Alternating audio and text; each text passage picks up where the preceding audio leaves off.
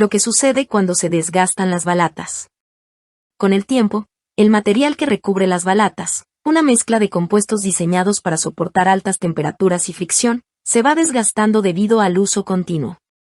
Cuando este recubrimiento se agota por completo, el metal base de las balatas comienza a hacer contacto directo con el disco de freno.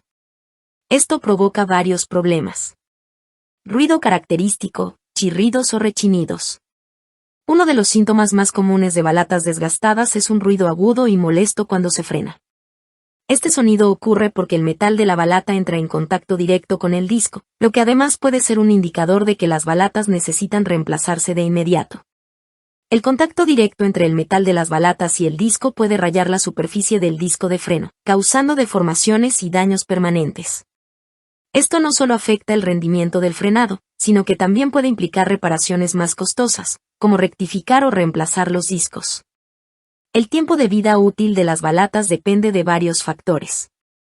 Condiciones del entorno: manejar en tráfico pesado o en zonas con muchas pendientes, donde se usa más el freno, puede reducir la duración de las balatas.